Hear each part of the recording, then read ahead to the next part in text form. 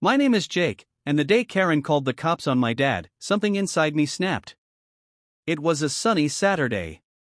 Dad was out on the porch like he always was, sipping coffee in his worn-out Marine Corps mug, the one with chipped edges and faded Semper Fi lettering. His wheelchair sat in the sunlight, parked near the ramp I built with my own hands after his second surgery. Then she showed up. Karen. Blonde bob, oversized sunglasses, clipboard in hand like a hall monitor on a power trip. She strutted down the sidewalk like she owned the world. Hell, she thought she owned the neighborhood. I watched through the blinds as she stopped at the edge of our yard and wrinkled her nose like she smelled something bad. "That ramp is unsightly," she called out. Dad looked up slowly. "It's code compliant," he said calmly. "It's ruining the aesthetic," Karen barked. "You people are bringing down property values. You people." I flung the front door open. "Excuse me?" I growled. Karen didn't even blink. "This neighborhood has standards," she said, tapping her clipboard. "And your father sitting out here all day like some kind of exhibit isn't appropriate. Some families have children, you know." My dad's hands trembled on the armrests of his chair. He said nothing. He never did when it came to people like her. Then she said it. "If you won't clean this up, I'll involve the police." I laughed bitterly. For what? Being disabled? But she was already dialing. Right there. In front of us. I stepped down the porch stairs, but Dad held out his hand. "Let it go, Jake," he said quietly. "It's not worth it." 2 squad cars pulled up 10 minutes later. 2. An officer approached, hands at his belt. I could see his discomfort when he spotted Dad's chair and the metal rack mounted above the door. "We got a report of a disturbance and potential code violation," the officer said. "That's my father," I said firmly. "Decorated Marine. Lost both legs serving this country." "And I pointed at Karen, who now stood smugly beside the cops, arms crossed, "called you because she doesn't like the way he sits on our porch." The officer shifted awkwardly. "Ma'am," he said, turning to Karen, "this doesn't appear to be a police matter." Karen's smile vanished. She opened her mouth to argue, but the officer waved her off. I helped Dad back inside. He was quiet. Too quiet. As I closed the door behind us, I caught my reflection in the glass, jaw clenched, hands trembling. That night, I sat alone at the kitchen table, flipping through the thick folder of papers I had kept hidden for months. The official HOA charter. Election records. The bylaw changes I'd worked on in secret. The notarized letter confirming my position as the rightful HOA president. No one knew. Not even Karen. She had ruled with noise and intimidation. I had waited with patience and law. But tonight? That was over. I stared at the glowing laptop screen, then at the stack of complaint letters Karen had issued to other neighbors, dozens of them, all petty and cruel. I leaned back in my chair and whispered, "You messed with the wrong house, Karen." Tomorrow, the neighborhood would learn something she never expected. She wasn't running the HOA. I was. The funny thing is, Karen was never elected. Not once. She just started showing up to meetings, loudly correcting people, pointing out violations no one cared about, and waving her clipboard like it was some badge of honor. And when old Mr. Beecham, the last official HOA president, got sick and moved to Florida, she slid right into the empty seat like she belonged there. People didn't vote for her. They just let her. Because standing up to Karen meant dealing with endless letters taped to your door, neighborhood gossip, and threats of fines over things like inconsistent grass color or curtains visible from the street. And trust me, no one had the energy. No one, except me. You see, I was raised by a man who didn't believe in backing down from bullies. My dad taught me to pick my battles wisely, but also, to finish what I started. After his second amputation and the VA delays, things got hard. But we kept our heads down. I took on remote tech work. Fixed up the house. Paid the dues. And the whole time, Karen kept rising. It wasn't just us. She fined the Rodriguezes $150 for having a basketball hoop. She made the elderly Mitchells paint over their mailbox because it clashed with the community color scheme. She forced the Gwynns to tear down their raised garden beds. But no one said anything, because she was loud, relentless, and no one wanted to be her next target. I watched it all. Quietly. Collecting every letter. Recording meetings. Tracking votes. Then one day, I made a move. When I found out Karen had never filed the paperwork to make her position official, I read the HOA charter from top to bottom. I found a clause buried in the back stating that if the board failed to elect a new president within 90 days of vacancy, any dues-paying member could call for an emergency vote. So I did. I called a meeting with 3 other families, those same people she bullied. The Rodriguezes, the Gwynns, and old Mrs. Davis, who she once screamed at for having non-standard porch furniture. We voted. We documented it. We notarized the results. I became the official HOA president. On paper. Legally. But I didn't say anything. Not yet. Why? Because if I moved too soon, she'd twist it.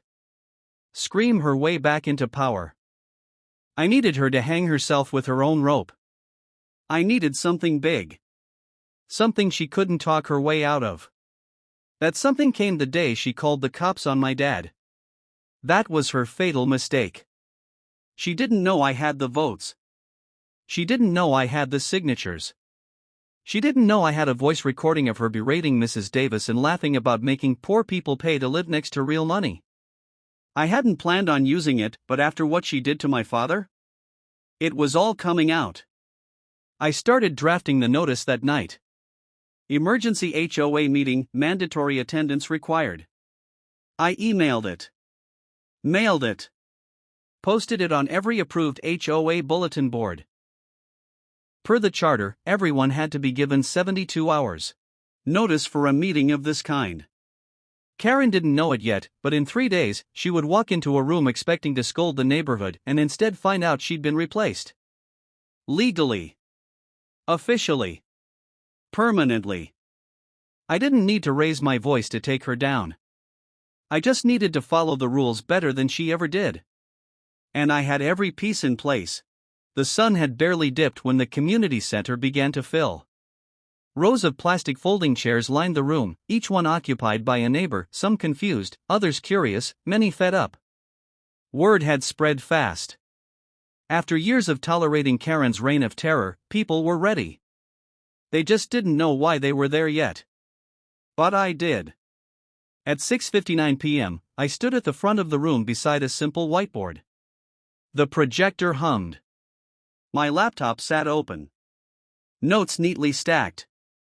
And then, she walked in. Karen. Late, of course. On purpose. She sauntered through the doors like she was walking into a courtroom as the judge, jury, and executioner. Her signature clipboard was tucked under her arm, sunglasses perched on her head like a crown. She looked around, smiling smugly until she saw me. Sitting at her table. With a gavel. Her smirk faltered. Jake, she said sharply. You're in the wrong seat. I didn't move. I didn't flinch. I simply tapped the wooden gavel once, letting the crack echo across the room. Meeting is now in session, I said calmly. As acting HOA president, I. Excuse me? Karen's voice screeched over mine. You're what? Whispers spread through the room like fire. He's president? I thought she was? Wait, is this for real? Karen's face turned beet red. She stormed down the aisle toward me. This is a joke. You can't just waltz in here and pretend to be in charge. I run this neighborhood. Everyone knows that. I nodded to the projector. The HOA charter appeared on screen, enlarged for everyone to read. As you can all see, I began, per section 4.3 of the HOA bylaws, when a president resigns or vacates their position, a new election must be held within 90 days. No such election occurred after Mr. Beecham left. Therefore, any member in good standing has the right to call for an emergency vote. I did. We followed every protocol. It was certified and notarized. Gasps. Murmurs. Karen tried to speak, but I held up the official letter. This is the confirmation from the county clerk's office, recognizing my legal role as the current HOA president. She lunged for the table. But I wasn't done. Now, before we proceed, I'd like to address a matter of community concern. I clicked to the next slide. A voice recording played through the speakers. Karen's voice echoed through the room. That old woman doesn't even own a matching chair set. This isn't a trailer park. I'll fine her into moving if I have to. Everyone went silent. Then came more. The Rodriguez boy leaves his bike out one more time, I'm calling child services. Let's see how they like that. Karen stood frozen. Mouth open. Face pale. These, I said, are just two of the dozens of recordings and written complaints from residents, harassment, discrimination, and abuse of power. You find veterans, single moms, and elderly residents. You called the police on my disabled father, who fought for this country. I turned toward her, full voice now. You are no longer welcome to speak for this community. You never were. The room erupted in applause. For the first time in years, Karen had nothing to say. She tried to storm out, but not before I handed her a neatly folded letter. What's this? She hissed. Official notice of removal and permanent ban from all HOA leadership roles. We voted. Her eyes scanned the signatures. 42 names. Her power? Gone. Her clipboard? Dropped. And for the first time, my dad, sitting quietly in the back row, smiled. The storm didn't end when Karen left the meeting. In fact, that's when it really began. The next morning, she unleashed her final tantrum, slipping passive-aggressive flyers under every door. Beware of illegitimate takeover, one screamed. Another called me a boy dictator and accused my father of faking disability for sympathy points. I expected that. Honestly, it told me everything I needed to know. But what Karen didn't expect. I wasn't done. She had ruled this neighborhood with intimidation and technicalities. So I decided to clean it up with facts. Over the next few days, I published a public HOA bulletin, complete with dates, citations, and evidence of her misuse of power.